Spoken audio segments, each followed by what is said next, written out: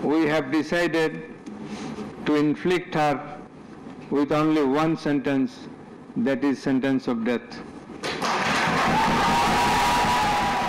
জুলাই গণঅভ্যুত্থানে মানবতাবিরোধী অপরাধের প্রথম মামলার রায়। অভিযুক্ত ৩ আসামির ২ জন শেখ হাসিনা ও আসাদুজ্জামান খান কামাল ভারতে পলাতক, আর কাঠগড়ায় থাকা সাবেক পুলিশ মহাপরিদর্শক চৌধুরী আব্দুল আল মামুন আসামি থেকে রাজসাক্ষী। নির্ধারিত সময়ের প্রায় ১.৫ ঘণ্টা পর সোমবার দুপুর 12:30টার দিকে রায় পড়া শুরু করেন বিচারপতি গোলাম মুর্তজা মজুমদারের নেতৃত্বাধীন ৩ সদস্যের বেঞ্চ। ২.৫ ঘণ্টা ধরে পড়া হয় ৬ ভাগে বিভক্ত ৪৫৩ পৃষ্ঠার রায়ের সারসংক্ষেপ।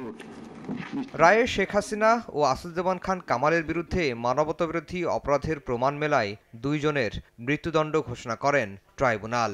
মৃত্যুদণ্ড হওয়ার মতো অপরাধ করলেও রাজসাক্ষী হয়ে সত্য প্রকাশ করায় ৫ বছরের কারাদণ্ড দেয়া হয় চৌধুরী আব্দুল আল মামুনকে। বাছাইকৃত লাল সরিষার দানা থেকে অত্যাধুনিক কোল্ড প্রেস মেশিনে তৈরি হয় প্রাণ সরিষার তেল, আসল ঝাঁঝে আসল স্বাদে। এই রায়টি কোনো ধরনের কোনো অতীতের প্রতিশোধ নয়।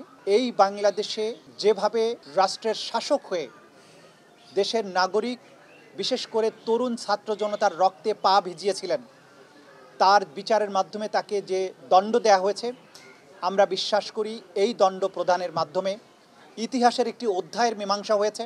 একই সঙ্গে দেশে থাকা হাসিনা কামালের সব সম্পত্তি বাজেয়াপ্ত করারও আদেশ দিয়েছেন বিশেষ ট্রাইব্যুনাল। সাজাপ্রাপ্ত আসামি শেখ হাসিনা এবং আসাদুজ্জামান খান কামালের যত সম্পদ বাংলাদেশে আছে, সকল সম্পদকে বাজেয়াপ্ত করে রাষ্ট্রের অনুকূলে ন্যস্ত করা হবে এবং সেখান থেকে রাষ্ট্র সকল শহীদ পরিবারকে যথোপযুক্ত ক্ষতিপূরণ প্রদান করবেন, সকল আহত পরিবারকে যথোপযুক্ত ক্ষতিপূরণ প্রদান করবেন। রায়কে যুগান্তকারী হিসেবে অভিহিত করেছেন অ্যাটর্নি জেনারেল।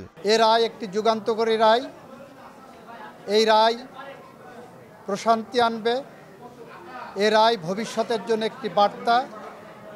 এ রায় বাংলাদেশে ন্যায় বিচার এবং আইনের শাসনের জন্য একটি মাইল ফলক হয়ে থাকবে। সাবেক প্রধানমন্ত্রী ও স্বরাষ্ট্রমন্ত্রীর ফাঁসির দণ্ড হওয়ায় কষ্ট পাওয়ার কথা জানিয়েছেন ট্রাইব্যুনাল নিযুক্ত আইনজীবী। এই রায়টা ভিন্নভাবে হইলেও হইতে পারত, হয়নি, যেটা আমার বিপক্ষে গিয়েছে।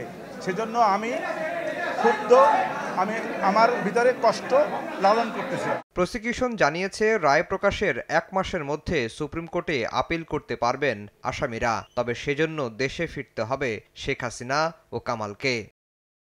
আফজাল হোসেন, সময় সংবাদ, ঢাকা।